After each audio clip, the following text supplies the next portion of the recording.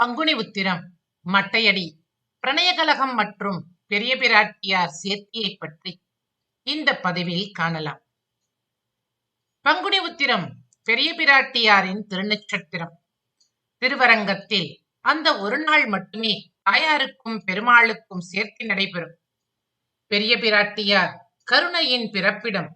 நம்மை போன்ற அடியார்களின் பிழைகளை போக்க புருஷாகாரம் செய்பவர்.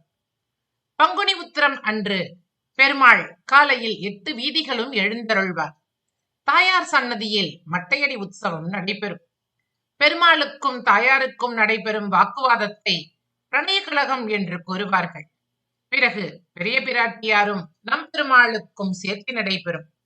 சுவாமி ராமானுஜர் சரணகதி அனுஷ்டித்த கத்தியத்திரய பாராயணம் அன்று நடைபெறும். பெருமாளுக்கும் தாயாருக்கும் ஏக சிம்மாசனத்தில் திருமஞ்சனம். பின்பு தாயாரிடம் பிரியாவிடை பெற்றுக்கொண்டு பெருமாள் தேரில் எழுந்தருளுவார். ஸ்ரீரங்கத்தில் பங்குனி உத்திர விழா வெகு சிறப்பாக நடைபெறுகின்றது. 6ஆம் திருநாள் அன்று பெருமாள் உறையூர் புறப்பட்டு சென்று அங்கு கமலவள்ளி நாச்சியாரோடு சேர்த்தி கண்டருள்கின்றார். இரவு 10 மணி வரையில் நம்பெருமாள் எல்லோருக்கும் சேவை சாதித்து கமலவள்ளி தாயாரை உள்ளே அனுப்பி புறப்பட்டு ஸ்ரீரங்கம் வந்து வெளியாண்டாளோடு மாலை மாற்றிக் கொண்டு சத்தமே இல்லாமல் மூலஸ்தானத்திற்கு எழுந்தருளி விடுகின்றார். ஏன் என்றால் உறையூர் சேர்த்தி முடிந்து திரும்பி வருவதனால். 7ஆம் திருநாள் எப்போதும் போல் இரவு தாயார் சன்னதிக்கு சென்று திருமஞ்சனம் கண்டருள்கின்றார். 8ஆம் திருநாள் அன்று கொள்ளிடத்தில் இறங்கி பின்னர் உள்ளே செல்கின்றார். மேல் சொன்ன விஷயத்திற்கும் பங்குனி உத்திரத்திற்கும் என்ன சம்பந்தம்? சம்பந்தம் இருக்கின்றது. பங்குனி உத்திரத்தன்று காலை பெருமாள் 8 வீதிகளும் வலம் வருவார். காலை 6 மணிக்கு பெருமாள் தங்கப்பல்லக்கில் புறப்படுவார். அன்று பெருமாள் பல்லக்கின் மேலே மூடப்பட்டிருக்கும் துணியில் தாயார் சித்திரம் இருக்கும். முன்னே அரையர் தாளமிசைக்க சத்தமே இல்லாமல் மெதுவாக 8 வீதிகளும் பெருமாள் எழுந்தருள்கின்றார். அதுவரை நிதானமாக வந்து கொண்டிருந்த பெருமாள் சக்கரத்தாழ்வார் சன்னதியை தாண்டியவுடன் திடீர் பரபரப்படைந்து முகத்தில் கூடுதல் பொலிவுடன் மின்னல் வேகத்தில் தாயார் சன்னதியை அடைகின்றார். பெரிய மேளம் ஒடிக்கத் தொடங்குகின்றது. விண்ணை பிளக்கும் வேகத்தில் தாயார் சன்னதிக்குள் நுழைய முற்படுகின்றார். பெருமாள் வருவது கண்டு தாயார் சன்னதியின் கதவுகள் மூடப்படுகின்றன. உறையூர் சென்று வந்த பெருமாளை தாயார் அனுமதிக்க மறுப்பதால் கதவுகள் மூடப்படுகின்றன. கதவுகள் மூடப்படுவதை கண்ட பெருமாள் மெல்ல பின் செல்கின்றார். தாயார் சன்னதி கதவுகள் மீண்டும் திறக்க 2வது முறையாக பெருமாள் வேகமாக உள்ளே நுழைய முற்படுகின்றார். இந்த முறையும் கதவுகள் மூடப்பட்டு பூவும் தயிரும் பெருமாள் மீது வீசப்படுகின்றன. பின்னர் பெருமாள் பின்னே மெதுவாக சென்று விடுகின்றார். 3வது முறையாக கதவுகள் திறக்கப்பட்டு பெருமாள் முன்னே ஓட கதவுகள் மீண்டும் மூடப்படுகின்றது. பெருமாள் மெதுவாக பின்னே சென்று நின்று விடுகின்றார். தாயார் தன் மீது கோபத்தில் இருப்பதால் இனி பேச்சுவார்த்தை நடத்துவதே சரி என்று பெருமாள் நினைக்க மணியக்காரர் சமயம் சொல்லி அரையருடன் நம்மாழ்வார் சமாதானம் செய்ய வருகின்றார். பெருமாள் சார்பாக அரையரும் தாயார் சார்பாக பண்டாரியும் விண்ணப்பம் செய்வார்கள். இந்த விண்ணப்பங்கள் தம்பிரான் படி வியாக்கியானத்தை கொண்டு அரையர்கள் சேவிப்பார்கள். பெருமாள் கேட்கின்றார், ஹே ரங்கநாயகி, நான் உன்னை காண வந்தாள் சிம்மாசனத்தில் அமர்த்தி உபச்சாரங்கள் செய்வீர். இன்று தன்னை பார்க்காமல் கதவுகளை மூடி பூக்களை எறிந்து இப்படி அவமானம் செய்வது ஏன்? தாயார் கூறுகின்றார், பெருமாள் எப்போதும் போல எழுந்தருளி இருப்பது மெய்யானால் திருக்கண்கள் சிவந்து இருப்பானேன், கஸ்தூரி திலகம் கலைந்திருப்பானேன், திரு அதரம் வெளுத்திருப்பானேன், திருமேனியில் குங்குமப்பொடி இருப்பானேன், உங்கள் பாதங்கள் இப்படி சிவந்திருப்பானேன், உங்களுடைய திருப்பரியட்டம் எல்லாம் மஞ்சள் வர்ணமாய் இருப்பது ஏன், கழுத்திலெல்லாம் நகக்கீரல்கள் ஏன்? தோழிகளே, இங்கிருப்பவர் யாரும் அங்கே செல்ல வேண்டாம், அங்கே இருப்பவர்களை உள்ளே விடவும் வேண்டாம்.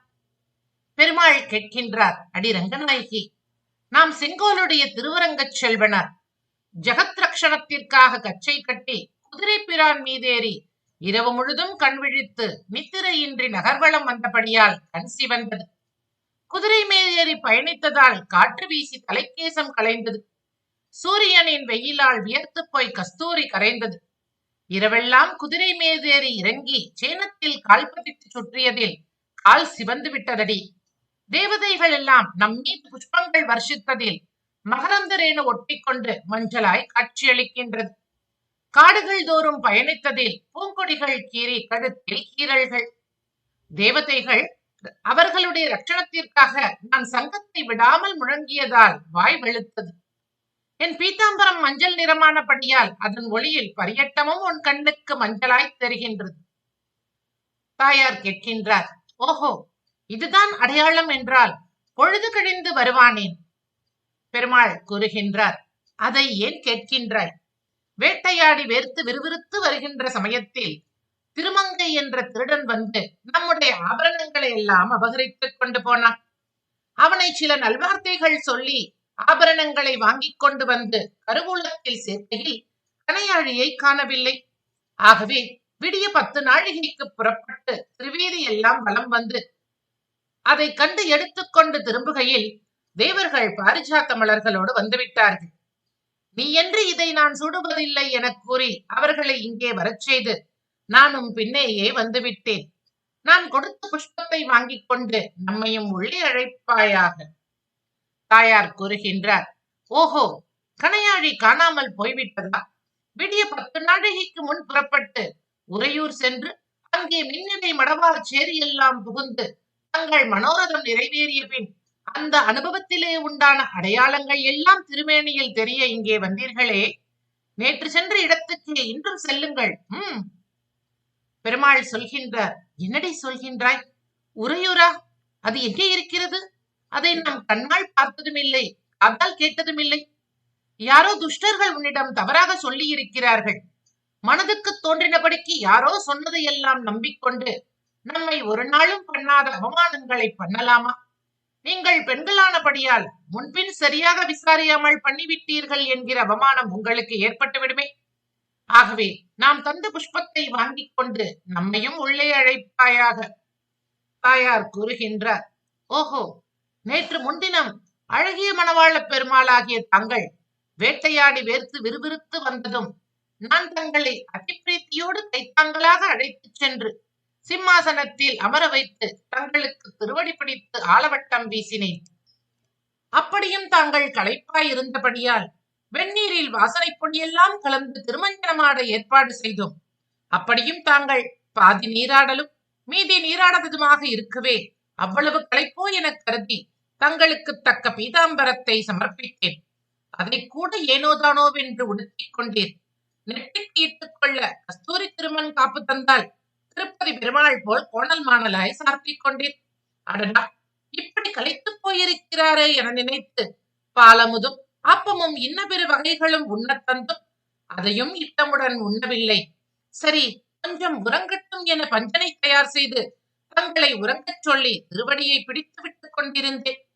ஆனால் எங்களை மாயனித்துறையில் ஆழ்த்துவிட்டு எங்கள் கருவூலம் திறந்து ஸ்திரீதனங்களான பந்து கழஞ்சு அம்மானைகளை எடுத்துக்கொண்டு எங்கே செல்கிறோம் என்று தெரிவிக்காமல் சென்று விட்டேன். நாங்கள் எழுந்து பார்க்கையில் தங்களை காணாமல் தவித்து வாயில் காப்பாளர்களை அழைத்து கேட்க தாங்கள் பந்து கழஞ்சு அம்மானை எடுத்துக்கொண்டு எங்கே செல்கிறீர் என்று சொல்லாமல் சென்றீர் என கூறினார்கள். அந்த க்ஷணமே தாங்கள் எங்கே சென்றீர் என்று அறியும்படி சொல்ல அவர்கள் தாங்கள் சென்ற தடம் கண்டு அதை தொடர்ந்து சென்று அங்கே உறையூரில் தாங்கள் இருந்த அடையாளம் அறிந்து அங்கே மச்சினி என்ற ஒருத்தி முறை கொண்டு மடியை பிடித்ததும் கண்களால் அழைத்ததும் கனிவாய் கொடுத்ததும் கைநகக்குறி மையிலே பட்டதும் கார்மேனி எங்கும் பசுமஞ்சள் பூத்ததும் கரும்பு தோட்டத்தில் யானை சஞ்சரிப்பது போல் அழகிய மணவாளர் சஞ்சரிக்கிறார் என அங்க அடையாளத்தோடு வந்து சொன்னார்கள். கேட்டதிலிருந்து என் மனம் அனல் பெட்ட மெழுகாய் ஒழுகுகின்றது. நீர் ஒன்றும் சொல்ல வேண்டாம், இங்கிருந்து போய்விடும். பெருமாள் கூறுகின்றார், ஹே பிரியே, ஒருவருக்கு சந்தேகம் ஏற்பட்டால் அதற்குரிய ஆதாரங்களை கொண்டு சந்தேகத்தை போக்கிக் கொள்வார்கள். அதன்படி நானும் உனக்கு பிரமாணம் பண்ணி தருகிறேன். நாம் தேவாதி தேவனானபடியால் தேவதைகளை தாண்டி தருகிறோம். சமுத்திரத்திலே முழ்கட்டுமா? அக்னி பிரவேசம் பண்ணட்டுமா? நெய்க்குடத்திலே கைவிடட்டுமா? மழு ஏந்தட்டுமா? குடப்பாம்பில் கைவிட்டு சத்தியம் பண்ணட்டுமா? இப்படி எல்லாவற்றையும் செய்த பின்னாவது உன் சந்தேகம் தீருமா? சந்தேகம் விடுத்து நாம் கொடுக்கும் புஷ்பத்தை வாங்கிக் கொண்டு நம்மையும் உள்ளே அழைப்பாயாக. தாயார் கூறுகின்றார், ஆஹா, பலே பலே, தாம் தேவாதி தேவன், அந்த தேவதைகளோ எப்படா உமது திருவடிகள் கிட்டும் என்று காத்துக் கொண்டிருப்பவர்கள். நீரே வலுவில் அவர்களை தாங்குகிறேன் என்றால் வேண்டாம் என்பார்களா? சமுத்திரத்தில் முழுகுகிறேன் என்கிறீர்களே, பிரளய காலத்தில் அனைத்து உலகையும் வயிற்றில் வைத்துக் கொண்டு ஆலந்தளரில் மிதந்த தங்களுக்கு சமுத்திரத்தில் முழுகுவது புதிதா என்ன? அப்புறம் என்ன சொன்னீர்? அக்னி பிரவேசமா? பிரம்மாவுக்காக உத்தரவேதியில் உதித்த உங்களை அக்னி என்ன செய்யும்? பாம்பு குடத்தில் கைவிடப் போகிறீரா? அடடா, சதா ஆதிசேஷன் மேல் சயனிக்கும் தங்களை பாம்பு கடிக்குமோ? பொய் சொன்னாலும் பொருந்து சொல்ல வேண்டாமோ? எப்படி எப்படி கையில் மழு ஏந்துகிறீரா? கோட்டி சூரிய பிரகாசம் வீசும் சக்கரத்தையே ஏந்தி கொண்டிருக்கிறேன். மழுவெல்லாம் எம்மாத்திரம். இருந்தாலும் இறுதியாக ஒன்று சொன்னீர்களே, நெய்குடத்தில் கைவிடுகிறேன் என்று. கிருஷ்ணாவதார காலத்தில் 5 லட்சம் கொடியில் உள்ள நெய்யுண்ட நமக்கு இதெல்லாம் ஒரு பெரிய விஷயமா? நீர் அண்ட புழுகன் ஐயா, இது மாதிரி பரிகாச பிரமாணம் எல்லாம் வேண்டாம். நேற்று சென்ற இடத்துக்கே இன்றைக்கும் செல்லுங்கள். ஹே தேவி, நாம் உற்சவ விஷயமாக வெளிவி சென்று திருவீதி எல்லாம் வலம் செய்து தேவதைகள் புஷ்பங்களை வர்ஷிக்க, ஸ்ரீவைணவர்கள் எல்லோரும் சோத்திரம் செய்ய, அதையும் நீ கண்டு மகிழ்வாய் என்று ஓடோடி வந்தால், இப்படி நீயே நாம் அபராதம் பண்ணினோம் என தவிர்ப்பது சரியா? முறையா? உறையூர் எங்கே இருக்கின்றது எனக் கூட அறியாதவன் நான். ஆனால் நீயோ நம்ப மறுக்கின்றாய். சரி, சத்திய பிரமாணம் பண்ணுகிறேன் என்றால் அதையும் பரிகாசம் செய்கிறாய்.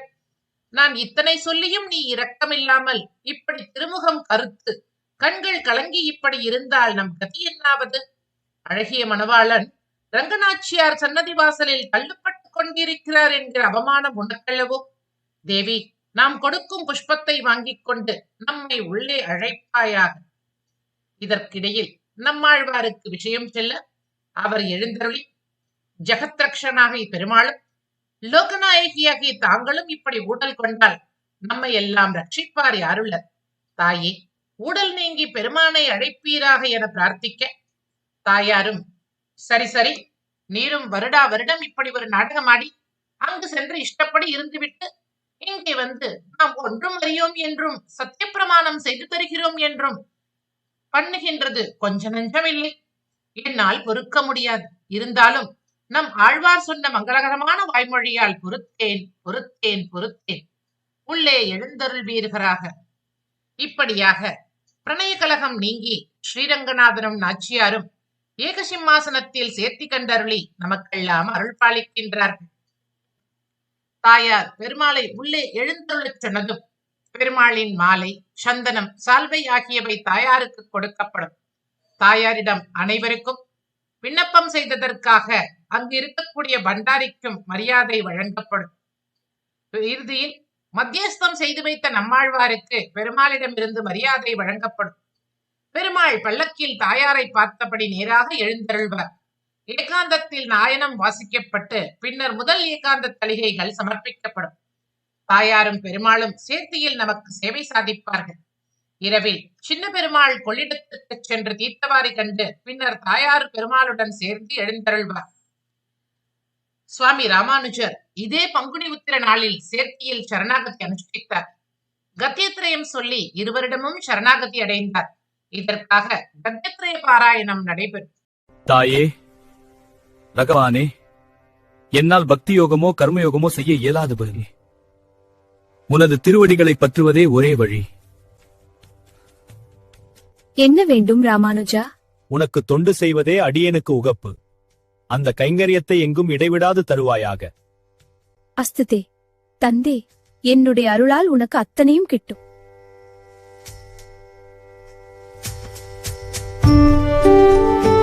இதன் பின்னர் 2வது ஏகாந்தம் நடைபெறும். திருமஞ்சன நேரத்தில் வசந்தனுக்கு அருளப்பாடாகி அதன் பின்னர் 18 முறை பெருமாளுக்கும் தாயாருக்கும் வஸ்திரம் மாற்றி திருமஞ்சனம் நடைபெறும். உடையவர் திருக்கோஷ்டியோருக்கு ரகசியங்களை அறிய 18 முறை நடந்ததை எடுத்து காட்டுவதற்காக இந்த திருமணத்தில் 18 முறை ஈர ஆடை மாற்றப்படுகின்றது. இதன் பின்னர் மூன்றாவது ஏகாந்தம் முடிந்து தாயார் உள்ளே செல்ல பெருமாள் பிரிய மனமில்லாமல் தாயார் சன்னதி வாசலில் சற்று நேரம் இருந்து பின்னர் கோரதத்திற்கு எழுந்தருள்வார். இப்படிப்பட்ட அழகிய பங்குனி உத்திர நன்னாளில் ஸ்ரீ ரங்கநாதனும் ஸ்ரீ ரங்கநாச்சியாரும் சேவை கண்டருளும் இந்த பிரணயகல உற்சவத்தில் அனைவரும் கலந்து கொண்டு பங்குனி உத்திர சேர்த்தியை அனுபவிப்போமாக. ஸ்ரீரங்கநாயிகா சமேத ஸ்ரீ ரங்கநாத சுவாமி திருவடிகளே சரணம். ஸ்ரீ ராமானுஜர் திருவடிகளே சரணம். சீரார் தூப்புள் திருவேங்கடமுடையான் திருவடிகளே சரணம். ஸ்ரீமதே ரம்யஜாமா திருமுனீந்திராய மகாத்மனே ஸ்ரீரங்கவாசினே பூயாத் நித்யஸ்ரீ நித்யமங்கலம்.